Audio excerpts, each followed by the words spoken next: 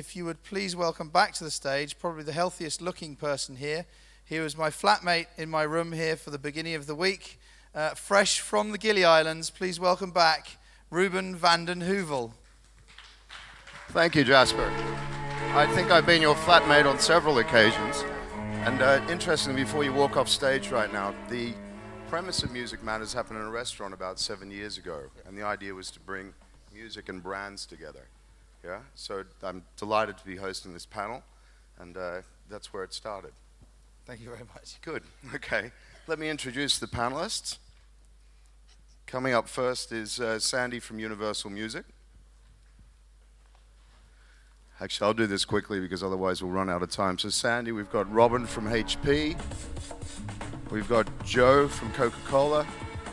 Mark from CSL. And Mike from Group M. So a really interesting panel here today. Obviously, we've got a content writer with Sandy. Over here, we've got a major platform owner with Robin, HP. And we've got a telco in the room. We've got an advertising agency, and yeah. Who are we missing? Ian. Thank you. Sorry about that. Come on up here. Huh? And we got the coolest guy in marketing in the whole world. Here we go. So I think we're going to start off today. We're just going to play a tape that Joe from Coke's brought with him.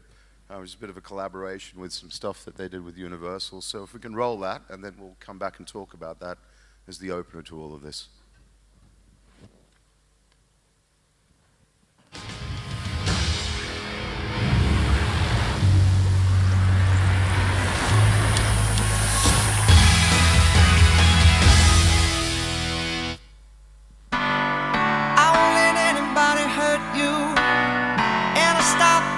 Try to.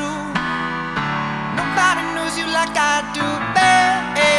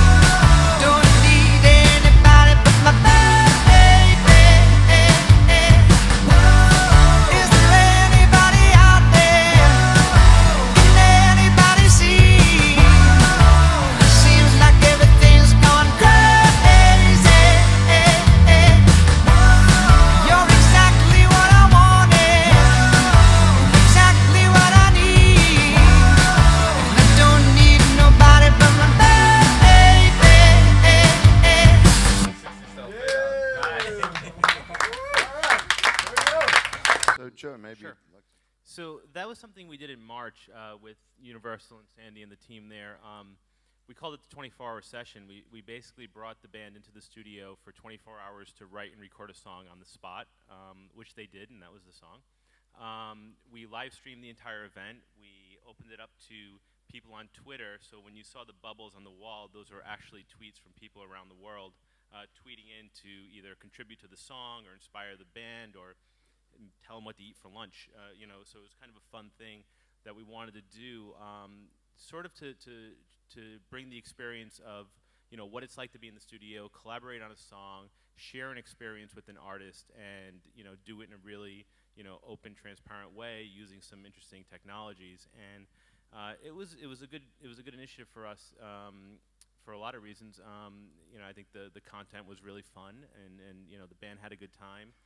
Fans had a good time. We had people from 139 different countries participate in the creation of the song with the band, inspiring them, tweeting in, interacting with them throughout the way. And it was a nice platform for Universal and Coke to work together on, because it allowed us to extend it into supporting Maroon 5's tour and using it as a promotional vehicle to support the tour stops in Japan and Thailand and different stops around the world. So it was just something we did that we wanted to, push ourselves to try something different and be a little innovative, as much as a global brand can in music, and that was the result. But from a marketing standpoint, what's the return on doing something like that when you equate it to the brand? Yeah. Sell some volume out of it, or do you not bother doing? Stock price went through the roof. Perfect. KO. Love that. Yeah. For us, it's I think Coke has a role in music, which is to create shared experiences around the world. I think whether we're using World Cup and Kanon and Wave and Flag, the song we created, or we're doing something like the Maroon 5 session, the ability to create that commonality and that shared experience is very Coke. And I think the beautiful thing about Coke is whether you're drinking a Coke in Peru or Hong Kong, it's the same Coke, right? Whether you're the president or you work in a shop. So the Coke is Coke, right? So if we can create shared experiences that everyone can participate in music, I think that's a nice thing that Coke can bring. And Sandy, for you, if you look at it from Universal's point of view, what's the return there? I mean, it was a very interesting experience, because basically it was out of the norm. Normally we would do something like this when an artist has an album ready, or they're just about to tour or something. The choice of Maroon 5 was basically a standalone. It came out because it was Maroon 5. And I think as a choice of artists, they were perfect, because individually they're fantastic musicians, but they're also very good song crafters. They all write and create songs themselves. So it was a very, very clever choice of artists. I actually met up with the band last week before they left the region, and I asked them about this. I said, what do you think of this whole Coke 24-hour session? They said, well, we loved doing it, but we wish that it told us it was 24 hours in a row. That we would have come up with a much better kind of like result if they'd given us like 24 hours over 3 days. But so they had a lot of Coca-Cola to drink, and it kept it up, yeah. Yes, but no, it was a fantastic platform. I mean, Coke is a great brand to be aligned with. I mean, and the thing about this is that it is so unique that it can't help but get eyeballs on it or ears on it. And it's great for the band. And if anybody thought that they had a whole bunch of guys giving them songs off the side and they just got up on stage and sang it, I mean, they actually got a really, really in-depth perspective of what it is to be a famous rock star. And Ian, when are you doing something with Maroon 5? Maroon 6, isn't it? Is that there? So your approach is completely different, obviously. I think it's different consumer groups. You can't criticize a brand like Coke who's trying to reach into a much broader consumer group and be as broad-based in appeal as they can. I think that we're in a different position where we're trying to go for a slightly smaller group of independent creatives, be they musicians or designers or fashion people, and that's just a different thing that we're doing. I don't think Converse would fit with Maroon 5, and perhaps some of the bands that we're working with might not fit with Coke, or Coke might not feel that has the right reach that they need to. So it's different brands and different strategies. What's an example of something you're working on or have worked on in this sense? Even just for Music Matters, the fact that when we were talking to Jasper about being involved and speaking, which is great to be on the panel, and we helped to curate the panel this morning, but for the bands that we brought down last night and tonight, they're bands that perhaps couldn't have flown themselves down to perform, and the role that we took is rather than give the sponsorship money to Music Matters and the venues, we wanted to use that money to bring bands and give them new experiences and create content around those experiences and and have them on the international stage and come back with great stories from Singapore. So, you know, you might not all love the bands that you're hearing, but for the certain group of indie kids in China, that's the right sort of thing. And we've done the same with South by Southwest, and we do that all around the world, bringing people from A to B and creating journeys for them. It's interesting because here you see the element of collaboration fitting in everywhere. And you see that Universal actually does a lot of collaborative work. Maybe, Robin, you can talk a little bit about some of the things you do. You've got an international quasi-relationship with Universal, with Beats, and then a local relationship as well on a platform side with Sandy and the company here. What's that like? Yeah, certainly. In fact, I think one of the interesting observation that we had seen is really this whole paradigm shift, right? In not only creating content, but really the consumption of content. So I think the partnership we had with Dr. Dre, Beats, the Beats Audio exclusive partnership with HP allows us to really, through a very interesting and creative way, connect with the target audience that we are looking at. And in that aspect, I think it is not just about branding, it's not just about creating a platform. The very reason we are in this event, I think it's beyond the sponsorship.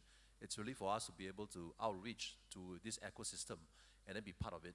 And I think as you look through the campaign with Coke, very interesting, very nice. And in fact, one of the key element was really digital, right? The internet has played a very important element in this whole success of the campaign.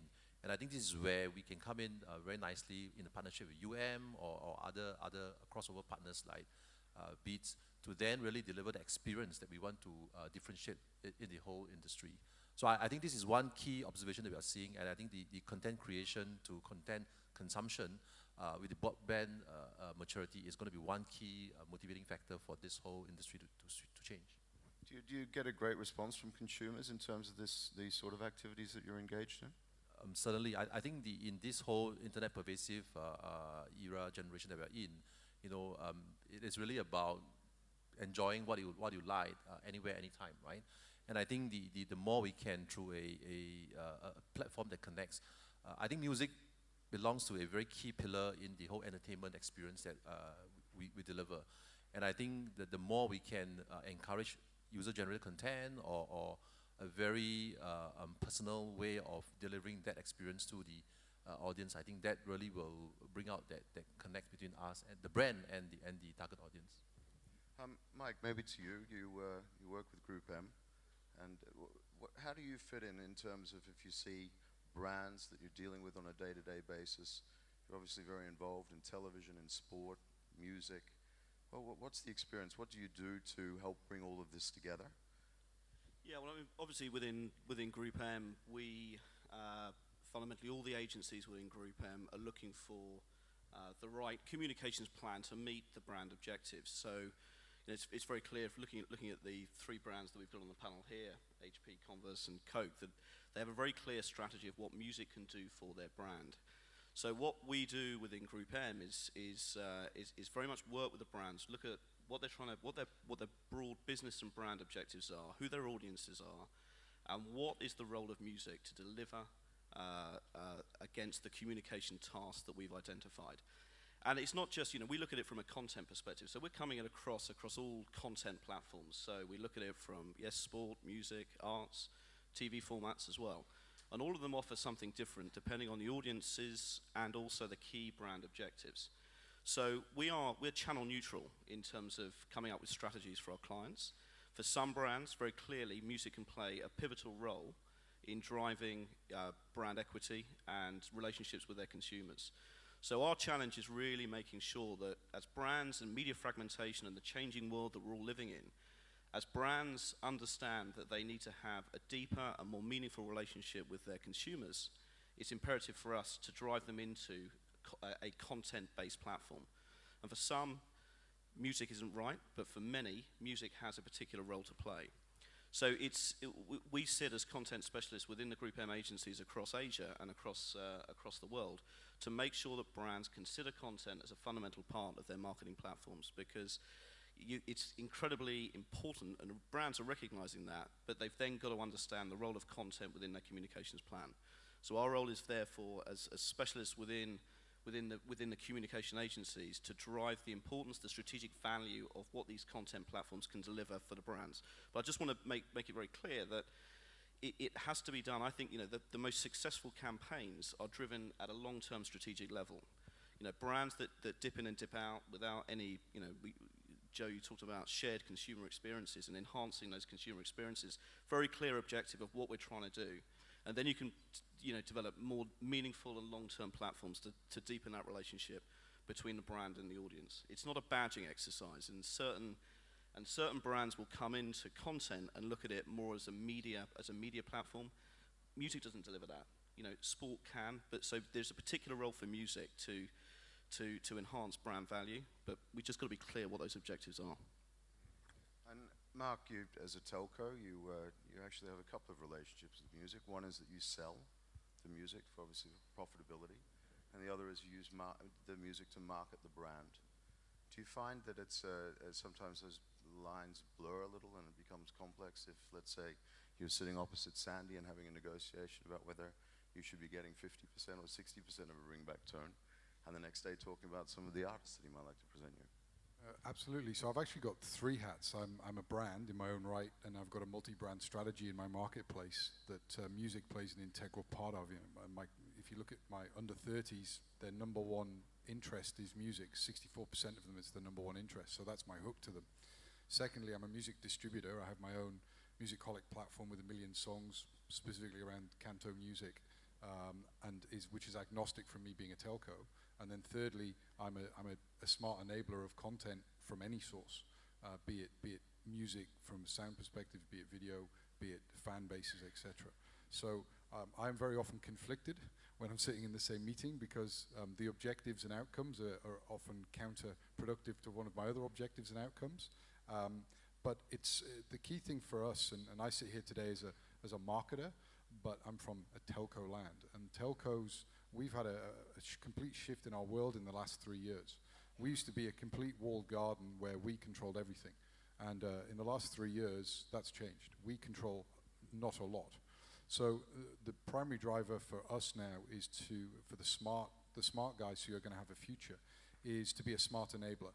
And a smart enabler is a telco that reaches out to people like Sandy and engages with him in trying to understand what his objectives are for his business and identify how we can provide that to him. And the reason that music to us is so powerful is, as you all know in the room from the industry, music is the most mobile sentiment that you can take with you, going way back, long before mobile phones existed. So we're now providing the most intimate device to outreach to individuals, and music is the most intimate sentiment to convey. If the tenet of Music Matters is really bringing music together with companies that are sometimes confused by it, I think over the last 6 years it's worked very well to bring people in the room together. Then perhaps for you, Joe, if you look at all of the companies, the bands, the artists, the managers, the record companies, the plethora of people that I can imagine on a daily basis that are pitching you, how do you deal with that, and what would be a great way to pitch you and what would be a horrible way to pitch you? Sure. I mean, I think the reality is when you build, for me, a global campaign around, music, a song, an artist, whatever it is, everybody needs to be on board, from the label to the publisher to the artist to, it takes a village, I guess, So it's important that everyone sees the potential of the partnership that we're getting into. For me, the first thing I love to hear from an artist when we approach them with an opportunity is, oh, we love Coke, or they have a great memory of the brand, or they have an experience with the brand that makes it meaningful for them, right? So there's a deeper emotional relationship between the artist and the brand, which is important, I think. As far as when we're pitched ideas, it's great to get ideas from there's certain people in the industry like Sandy who understand the brand needs, and we'll take the time to investigate the strategy, and we'll spend time together, and he'll get familiar with what we're doing with Sprite and Fanta and Coke Zero. But I think anyone in the room could really sort of do that same level of homework, and I think it's important to be able to say, I have Joe, they can't. This Universal Coke is just only, that's right, only Universal can do. Everyone signed a Universal quick. I think that there's a certain level of research you can do before you approach any brand and understand a little bit about what they're doing right now, what the strategy is, how do you fit with that strategy, You know, if I'm going to do it from a Coca-Cola perspective and you have a great song called Always and you're thinking Always Coca-Cola, no, that's too many years ago. You know, that's not what our campaign is today. So I think that you can find out enough online about any brand. And I think that, you know, the more you can be proactive and go to a brand and say, listen, we have a great song, but we're also touring and we can do this and we can do this and we can do this and really spark some ideas, I think you're going to get more traction. And Ian, how would you see it? Do you get some crazy offers from some people that just don't get Converse? No, I think most people get Converse and see us as a brand that's been around independent music and indie spirit for some time. So I don't think there's a disconnect most of the time with the proposals. But I think what's nice about what we're trying to achieve as a brand is that we have quite a strong mantra that we don't want to sponsor things all the time. We don't believe in sticking our brand logo up on a tent or a tour or a series of events where we could do other things. So we would rather create our own stories and culture and experiences, which doesn't preclude having partnerships. In fact, it just makes the partnerships more interesting and rich because we're trying to create our own IP through events that we might be doing or tours that we might want to do with artists that we might want to work with to create content that amplifies and tells the story. So I think it's a nice challenging brief as a marketing group to create those stories. And you've recently, you've been dabbling, if I can call it that, probably a better way to describe it, with musicality in store. What's the story there? Yeah, I guess, as you know, coming from a music background with MTV as well, I was a strong believer that if we can touch the consumer with music in all the different channels that we can, then that's a good thing. And one of the key things that we have, particularly in China, is a lot of retail. We have 2,000 stores in China, and I think some of us have believed that those stores hadn't been programmed musically as best they could, so we've been working with a couple of Converse-friendly labels like Beggar's Banquet to program what we're calling Radio Converse into our stores. So there's a touch point which is interesting. I'm just seeing here on the Twitter feed it's saying disappointed by the lack of Singaporean representation on the panels. And Sandy, you've just recently moved here. I'm in PR for Does Singapore. that make you Singaporean? Not yet, but close. My kids were born here and I'm PR. Does that count? I think that weighs up nicely. But Sandy, why did you move here? What was the reason? Basically, it's a new direction for Universal. I think if you believe all the press that you read, the industry is dying or dead. And we felt that in order for it not to be dead, we needed to change direction. One of the core thinkings that we had was basically, if you look at the number of people or number of brands who spend an incredible amount of money on music, but on a piecemeal basis, which means Taylor Swift comes for a concert, somebody dumps $250,000 on it, or Justin Bieber or Lady Gaga or something, and they're all kind of like throwing these chunks of money for one-time shots. And we kind of figured out there's a lot of money that they're throwing on one-time shots. Wouldn't it be worthwhile to have a discussion with them and have it extended over a length of time where they have the benefit of really doing music marketing, which is what they're trying to do, rather than all these one-time shots. And we thought it was a good idea. Singapore is a perfect setup for us because a lot of the key brands are here. Nokia is here, HP is here, Diageo, Visa, Singtel. And all these people spend a lot of money on music-based marketing. And the second thing, and actually addresses what Joe raised before, is that the kind of people that you go and pitch to the brands, I mean, they need to understand what the brand wants. I mean, if you send an A&R guy or a record guy into a brand, and I can tell you after 45 minutes, the brand guy is thinking, I think I'll have chicken for lunch. The conversation goes on like, no, blah, blah, blah, and my artist is this, and blah, my artist is that, and whatever. And you'd probably lose him after 15 minutes, and the guy would be thinking what he's going to order for lunch. So the kind of people that we started to hire into the company are kind of business-minded people. And the kind of thinkings that we have before we even approach a brand is like we sit there and we pitch it to ourselves, and if it sucks to us, I mean, like we take ourselves out of the fact that we're record company guys, and we pitch it to ourselves and go, does it suck to you? It sucks. Well, if it sucks to us, it's going to suck to the brand. But if we think that's pretty cool, and we meet the right person on the other side of the table, we get some money. And that's basically it. Yeah. Is the view, if you look at the rapid decline of physical and the uptake of digital, crossing over, but perhaps not totally making up for the loss in physical overall, the fact that you've now looked here, you're in Singapore, you're surrounded by MNCs, that it's imperative for you as a company to move into this direction, move into this backward integrating into other people's businesses? I guess the focus was, I mean, we were selling CDs, we were selling something, and after 25 years, we were still selling CDs. I mean, the truth is, after 25 years, we should be figuring out how to sell music differently. And about 4 years ago, we kind of figured out is that we should just be trying to figure out how to sell music doesn't matter what the platform is, how it comes or whatever, whether it's the image or, you know, everything that comes with it, then if we can figure out a way to monetize that, then it'll make up the shortfall of the stuff we've seen in the drop-in CD. So that was.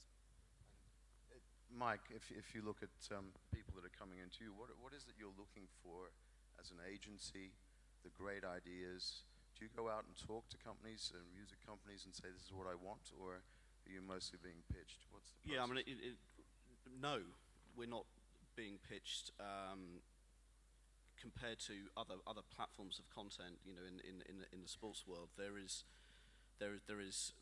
very little conversations, I think, going on between the industry and the communications agencies. But yes, we can receive proposals. But actually, the best way of doing this is that we go to you. You know, we find out what we're trying to do, what the role of music is. We know what our target audience is into, what their passions are, what music content they're listening to, how they're consuming that content, how we can engage, how can we interact with them. We understand media, we understand channels, and in our deal situation, we need to work more with the brands to educate the brands about the role of music, and then we can go and give a very clear brief to the industry to say, right, this is what we want to do. Who can help us? That's the way we'd prefer to do it. So our role is as much educating the brands rather than necessarily just receiving proposals from the industry. And would that be fair? Anyone else on the panel want to comment on that? So maybe from my view is that I think the need to create the wellness and the connection, the emotional connect with your consumers is important. And a lot of times I think when we come into a pitch scenario, it is also the ability beyond the wellness of the nice idea that you have, the ability to connect back to the business. I think that's one very important element that we looked at from a brand perspective, because on one hand we want to, through this nice bridge, really get into the hearts of our consumers, but on the other hand, we also want to do what is good for the company, for the brand, right? So I think this is where one has got to then be able to think collectively. It's a partnership between the brand and agency. It is not a one-time, one-shot deal that you talk about and move on. It's really about how do you look at it from a long-term perspective, strategically position yourself, you know, to then bring in the results. Could be three quarters, 2 quarters, but again, there is a connect between the starting point and the ending point. So I think that is a very important piece for agency to be having that when you approach a brand for a pitch or a discussion. I'm watching YouTube feed, and I'm wondering, because you keep smirking, whether there's anything we should be addressing here. Are you watching?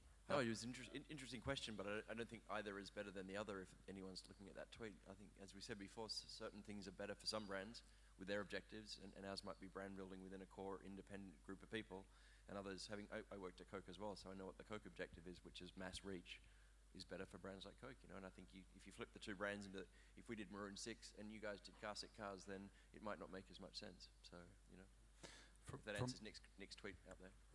From my side as a marketer and a brand guy, I think the examples Joe put up at the start is perfect in underpinning the single factor that's important to me, and that's about doing something interesting. It's not just the music industry, but I get pitched all the time, and it's the traditional, here, pay us some money and we'll stick your brand logo here, there, and everywhere, and you know, we'll give you some tickets to this, that, and the other. That's not interesting to any brand in any industry. And you guys in the music industry really have some amazing collateral to offer and amazing content. And Sandy's already, I feel, shown the way for the industry in this region. And we ourselves on a smaller scale, because you know I'm just a little guy who operates in Hong Kong and China, or southern China in effect. But we did something last year with one of the local Chinese companies, Emperor Entertainment Group, which was create the first virtual talent contest for singing. So nobody queuing up outside auditoriums to perform in front of the judges. They performed on their mobile phone in their video camera, uploaded it onto our Musicholic site. We judged it remotely through thousands of entries, and the only time we actually met the finalists was at the grand final, where we had 12 people on stage and live on TVB. That was something that was really smart for both us and EEG with their artists, because it put their stable of artists in the mobile marketing arena. It created a new talent stream for them, and it put us as a smart enabler of music rather than just being the usual distributor of pay us $1 and here's a disc. And Mark, what are you looking for at the moment? Is there anything that you're specifically looking for that this audience can maybe come and harass you about afterwards. Yeah, I mean, my big challenge for the southern China market is whilst they're quite unique. I mean, southern and northern China are different places. Don't just think of China as China. The Cantonese are global citizens, and whilst they are very passionate about protecting the Cantonese culture and all things Cantonese, including in the music area, Cantonese pop, they are mad keen on Japanese, Korean, and all forms of international music.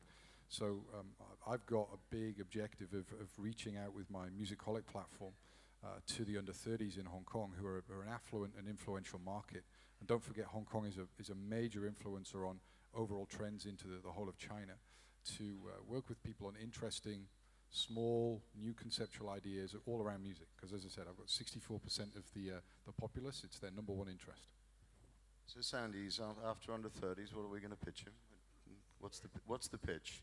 What's the pitch back in terms of what Mark wants? What would you sell him? No, I would say that CSL has been involved in concert promotions and stuff where they have signed off big checks, and we're just saying, rather than sign off that big check for that one thing, why don't we take that same money and give you a campaign of music across all your subscribers using all our assets, whether it's Black Eyed Peas, Lady Gaga, Bon Jovi, U2. Right, and finding a way to actually utilize all those images, and even local artists like Jackie Chung or Alan Tam or something, and using those things to enhance the brand rather than the one-off sponsorship of the concert.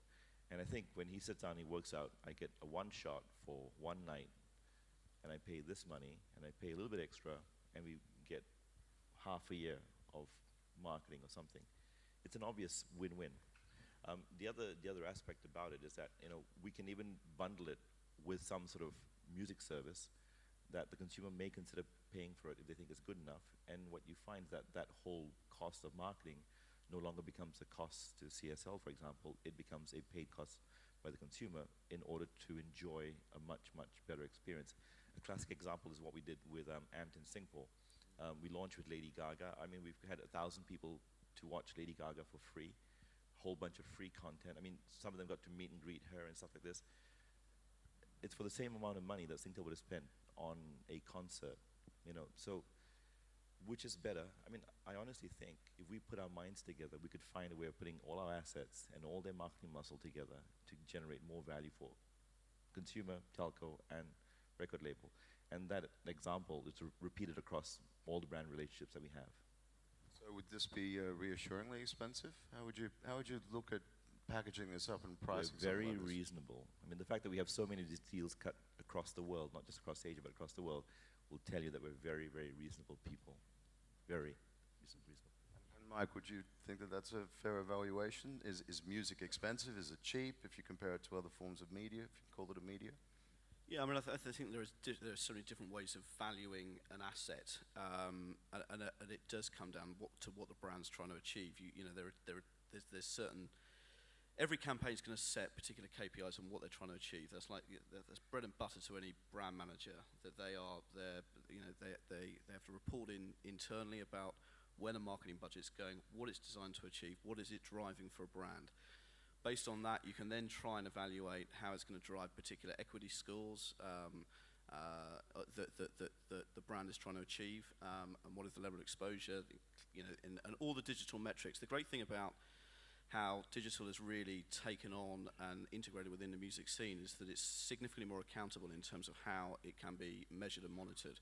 So if you have an understanding, but there is an element of risk. I mean, it's very clear that there is an element of risk, but you can control that risk by putting marketing budget behind a campaign and therefore being relatively sure of the number of eyeballs that you can see. So there are ways to offset that risk in terms of what you think can achieve. But at the end of the day, certainly for brands that perhaps haven't worked in this space, you have to get involved, you have to try new things, and you have to try and you have to fail. I mean, to be honest with you, brands need to have the internal experience about what works, what doesn't work, and then in year 2, reevaluate and move forward and build on that. I just wanted to add a point about that, because what we find is that it's not a relationship to a brand. When we come and pitch to a brand, it's not really about pitching to a brand. There has to be somebody on the other side of the table who actually gets it. I mean, we've had discussions with very big brands and move along wonderfully, because somebody in the organization got the idea, and then 2 years later, that person leaves the company and joins another company. We're still dealing with the brand, and suddenly it's like, no, this is not our agenda anymore. We have no idea. It's still us, still the same proposition, still with the brand. The evangelist leaves and goes somewhere else, and suddenly the brand's not interested anymore. And the funny thing is, the brand where the guy goes to suddenly becomes very interested in a relationship with us. I mean, we win on several aspects, but the thing is, it's really frustrating because it's not really a music relationship with a brand. It's actually a music relationship with an executive in a brand company. This is really for anybody. Timeline's an issue if you look at music compared to sports. Sports like a, regimented, when it's happening, how it's happening, and so forth. And music is much more cyclical. There's a shelf life. If you're trying to build a project out, perhaps for Joe, how do you look at an artist? Perhaps not for Joe. He's looking at me, don't pick me. But yeah, I mean, we work on, pretty extended timelines. Like I'm working on the music for the Olympics right now for our campaign and just started working on FIFA 2014, so, we kind of have to use the crystal ball a little bit, but I think, when you elevate it beyond, exactly what the song or the artist is going to be that we're going to use, and you look at the passion of music, no timeline on that. I mean, I think that that's something we can count on, that, people will be probably more passionate about in 2014 or even 2020 as we look to build long-term platforms in music. It's more about the passion than it is about the, what that of the moment thing is going to be, or, how the styles, genres are going to change, or even music consumption is going to change. okay. I'm just being reminded here, we've got 3 minutes or so, and perhaps some people in the audience, there goes, the hands are going up already, would like to ask some questions.